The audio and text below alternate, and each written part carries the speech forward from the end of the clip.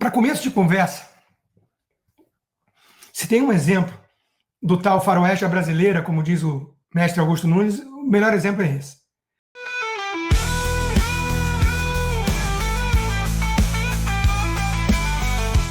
Poucas vezes na história se viu tanto bandido destruindo a vida de tanta gente boa e inocente. Anderson Torres, General Heleno, o próprio Bolsonaro. Você pode discordar do Bolsonaro, você pode achar que ele errou em várias coisas. Eu vejo, volta e meia, a gente falando, se ferrou pelo que fez na pandemia. De novo, ele não está sendo julgado pelo que ele fez na pandemia. Se ele for, eu vou adorar trazer os argumentos aqui de que são todas falácias, que o Kim Kataguiri e o MBL usou junto com o PT. São falácias. Mas ele não está sendo julgado por isso. Ele está sendo julgado por um suposto golpe de Estado que não aconteceu nem fase preparatória, muito menos executória. Uma quadrilha, uma gangue, condenou a quase 30 anos pessoas inocentes por um crime inventado. E fizeram isso em meio a risos, deboche, piadinhas futebolísticas, que é para externar mesmo para o público todo o sadismo deles. Até na Globo News teve gente que percebeu e não gostou. Falou, foi inadequada a postura. Até na Globo News. O Alexandre de Moraes estava tão aliviado depois do massacre do voto técnico do Fux, de horas e horas e horas e horas, dando aula para um aluno rebelde, que no dia seguinte eles ficaram trocando figurinha entre os quatro sofistas, suspeitos, o advogado do Lula, o ex-ministro do Lula que comparou Bolsonaro ao demônio, o tucano que é vítima num processo e odeia Bolsonaro de maneira totalmente visceral, e a Carmen Lúcia, que é uma baita de uma hipócrita, que a turma da imprensa adora pintar como moderada, democrata, e que no fundo substitui a carência de embasamento pela prosa feminista, repete o que o painho Gilmar Mendes manda e defende a censura. Até a segunda-feira de 2136. Hipócrita. Nos chama de 213 milhões de pequenos tiranos. Em qualquer país com uma mídia independente, essa senhora seria tratada pelo que é, sem nenhum respeito. Mas não é preciso ter bola de cristal. Eu antecipei o voto dela quase ipsis literis, inclusive a cartada feminista. Logo no começo ela puxou. Estamos há 2000 anos caladas, mas eu vou permitir o à parte. Até isso eu antecipei no dia seguinte, no dia anterior. Porque não é preciso ter bola de cristal. É previsível demais. Essa gente só tem isso. Só tem prosa, só tem narrativa. São falsos poetas frustrados.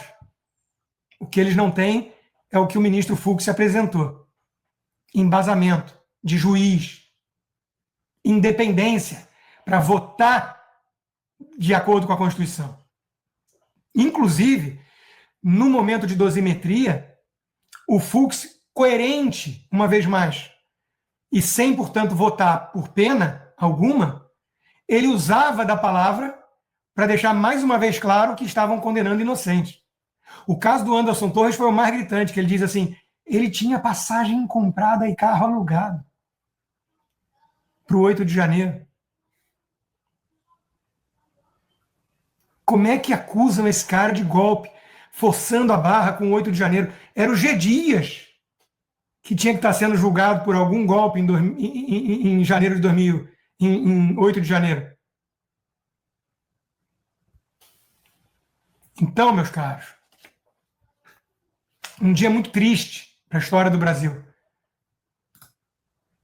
Perdoar os já condenados pelo 8 de janeiro, mais os que vierem a ser sentenciados, que foram, equivalerá a dizer que as instituições erraram, disse Dora Kramer. Exato. E agora só nos resta isso, né? Só nos resta lutar pela anistia.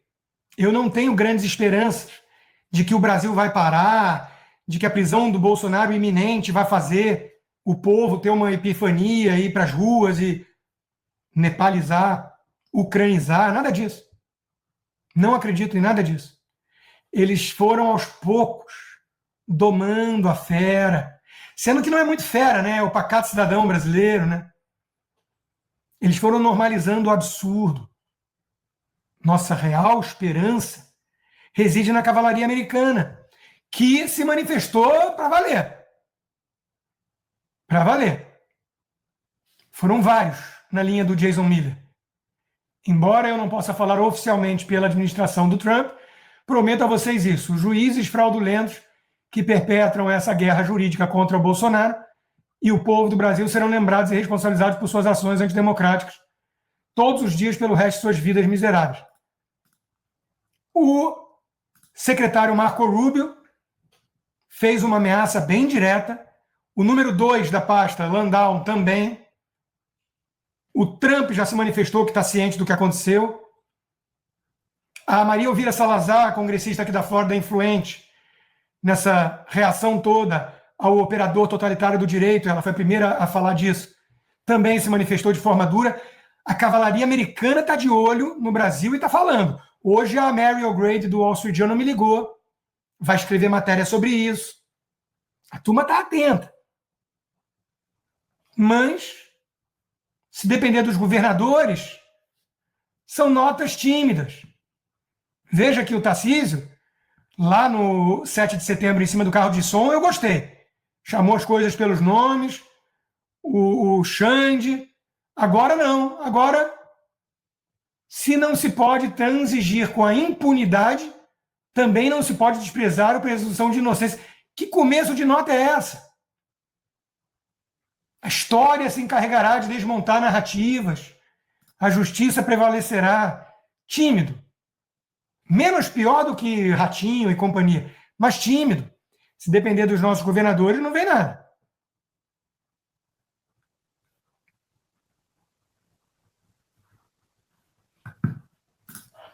E a imprensa suja, cúmplice. Olha o Estadão. Justiça histórica contra o golpismo. Olha o Globo.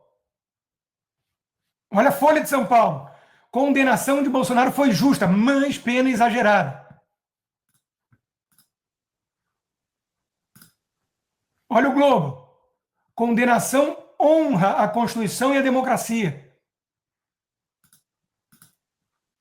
Da velha imprensa, da imprensa tradicional, só honra mesmo o jornalismo, a Gazeta do Povo. A consumação do arbítrio judicial. Compare a Gazeta do Povo com os pares. O simbolismo do julgamento de Bolsonaro e sua condenação é devastador.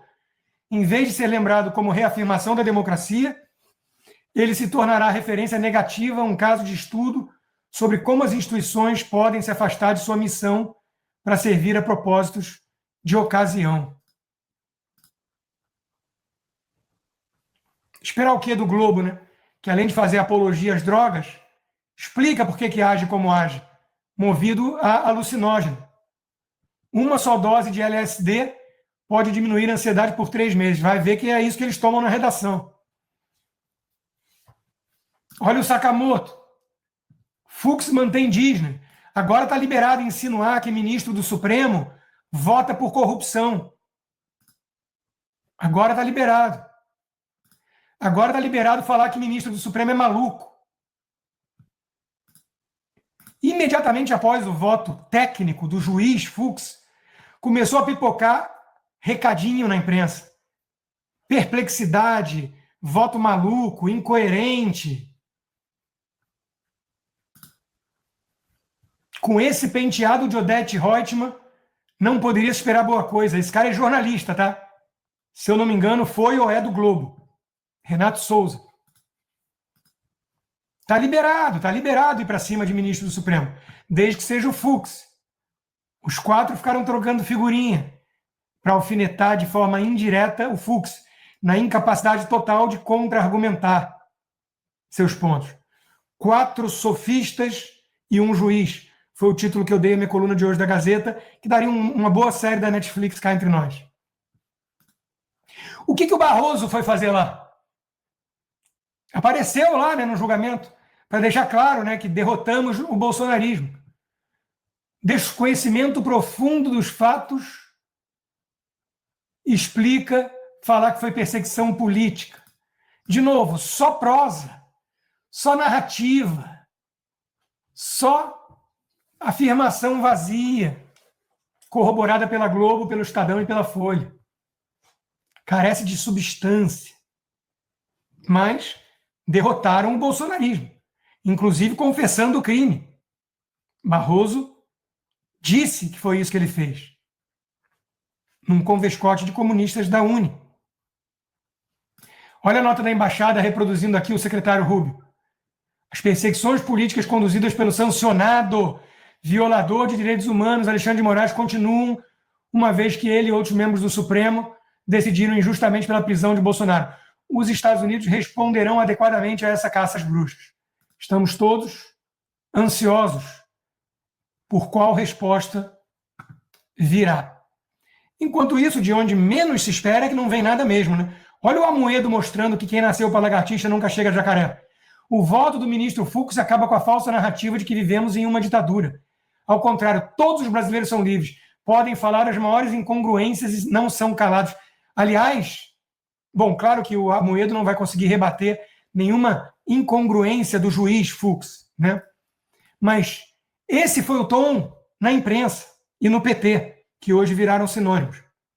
Se o Fux votou contra os coleguinhas, isso prova que houve julgamento imparcial. Só na cabeça de um paquiderme, essa lógica vingaria. Fux estava justamente denunciando a ausência de um julgamento imparcial. Que seja apenas um, em meio a outros, mostra que os malignos predominam nessa corte.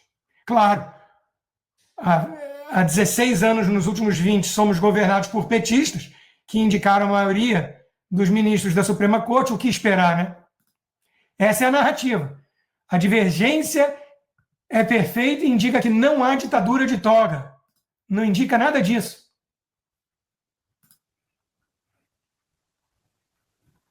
Olha a Duda, o deputado Duda Salabert. Ele acolheu o preliminar. É burro ou mau caráter? Está liberado se referir assim a ministro do Supremo? De novo, olha o Globo, na mesma linha. A divergência do ministro Fux é o melhor exemplo de que as instituições estão funcionando. Não! Ele mostrou que não estão. E foi voto vencido, claro. Temos um juiz e 4 sofistas. Chegamos ao limite da turma dizer que o silêncio de Bolsonaro era evidência de que ele agiu para o golpe. Agora, cá entre nós, advogados técnicos e caríssimos da defesa, né, que respeitosamente discordam da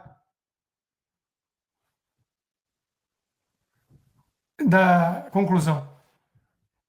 Respeitosamente é uma ova, né? Respeitosamente é uma ova. Faltou uma postura mais firme de negar a legitimidade do julgamento.